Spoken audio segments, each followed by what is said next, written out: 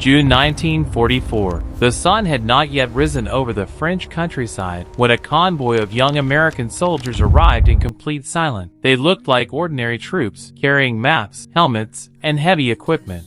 But they weren't here to win a battle with bullets. They were about to fight with imagination, risking their lives to create an illusion powerful enough to fool an entire German army. Inside a small military tent, the commanding officer revealed a mission unlike anything the soldiers had ever heard. They wouldn't storm enemy bunkers or lead the next attack. Instead, they would become actors, artists, radio operators, and engineers. Some exchanged nervous smiles, while others wondered if deception alone could really save lives. As morning light spread across the fields, the soldiers began inflating giant rubber tanks. At first glance, they looked almost identical to real Sherman tanks. Every man worked carefully, knowing that even the smallest mistake could expose the secret. It felt strange preparing for war with air instead of ammunition. Yet, thousands of lives depended on this illusion. Within hours, empty fields transformed into what appeared to be a massive American military base. Fake artillery, dummy trucks, tents, and tanks stretched across the landscape. From the sky, everything looked completely authentic.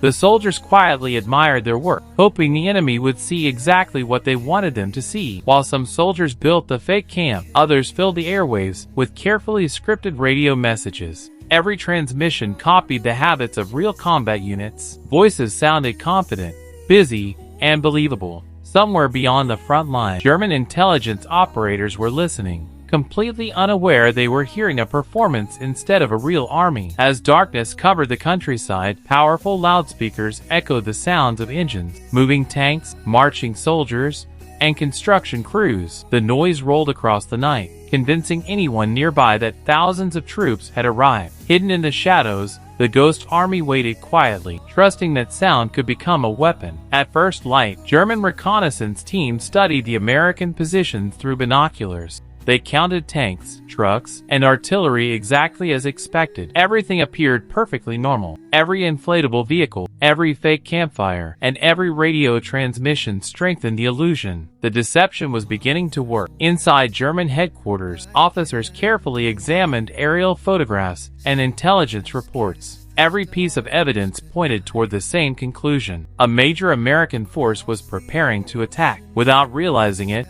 experienced military analysts had accepted one of the greatest illusions ever created during World War II. Convinced by the false intelligence, German commanders began moving troops, tanks, and artillery toward the wrong location. Every convoy that changed direction weakened the defenses somewhere else. Without firing a single shot, the Ghost Army had already begun reshaping the battlefield. While German forces rushed toward the fake army, real American divisions advanced through another sector almost unnoticed. For the soldiers risking their lives inside the Ghost Army, there would be no medals or headlines. Their greatest reward was knowing that somewhere beyond the horizon, thousands of fellow soldiers had a better chance of making it home alive. Before dawn, the Ghost Army set its next illusion in motion. Long columns of inflatable tanks and dummy trucks rolled slowly across muddy roads. From a distance, they looked like a powerful armored division preparing for battle. The soldiers knew that if even one German scout believed what he saw, the mission was succeeding. Soon, the sound everyone feared echoed overhead. A German reconnaissance aircraft circled above the fake camp. The American soldiers froze, trying to appear as natural as possible. Their hearts raced with every passing second. One wrong movement, one small mistake, could expose the entire operation. As the aircraft disappeared, the camp came alive once again. Smoke drifted from field kitchens, mechanics pretended to repair vehicles, and soldiers walked between the inflatable tanks as if preparing for a massive offensive. Every detail was carefully rehearsed because the smallest action could convince the enemy that the army below was real. Inside a hidden communications tent, radio operators worked without rest. They copied the voices, accents, and communication patterns of real combat divisions. To German intelligence, everything sounded authentic. The enemy believed they were listening to thousands of soldiers preparing for war, when in reality only a handful of men were creating the entire conversation. Far from the front lines, German commanders studied new intelligence reports. Aerial photographs, intercepted radio messages, and eyewitness observations all pointed to the same conclusion. Confident in the evidence before them, they ordered troops toward the fake threat. The Ghost Army had fooled some of the world's most experienced military planners. Convoys of German tanks and infantry rolled toward the wrong battlefield. Every mile they traveled placed them farther from the real Allied advance. Without realizing it, they were chasing an army that existed only through rubber, speakers, and remarkable imagination. Sometimes, the greatest victories begin with a lie that feels completely true. While German forces focused elsewhere, real American divisions pushed forward against lighter resistance. Roads opened, bridges were secured, and towns were liberated more quickly than expected. Few of those soldiers knew that another unit, hidden behind the scenes,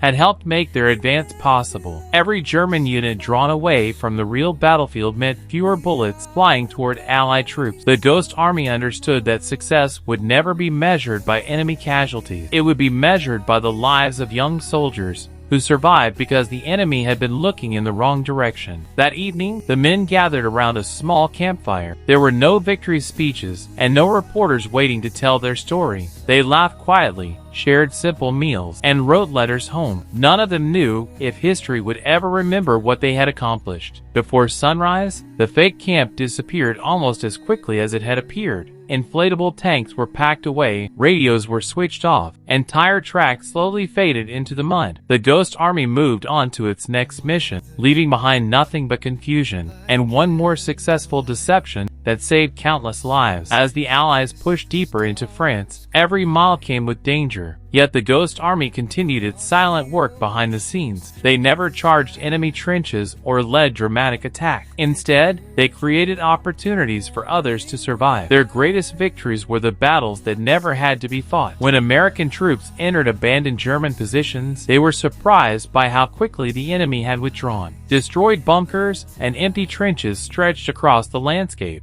Few soldiers realized those missing German units had been pulled away by an army that had never truly existed. That night, the Ghost Army rested in silence. Their uniforms were dusty, their faces exhausted, but there was no celebration. They couldn't tell anyone what they had done, not even their own families. Sometimes the greatest acts of courage happen without applause, medals, or recognition. Many members of the Ghost Army had once been artists, architects, designers, musicians, and actors. Before the war, they created paintings and stage performances. Now, they use those same creative talents to build illusions powerful enough to deceive one of the world's strongest military forces. The mission wasn't over. Once again, inflatable tanks appeared across an open field, while fake artillery and carefully placed equipment completed the illusion. Every movement was planned with precision. The soldiers knew that if they grew careless for even a moment, weeks of preparation could disappear instantly. German reconnaissance teams studied fresh photographs and reports. Everything looked convincing.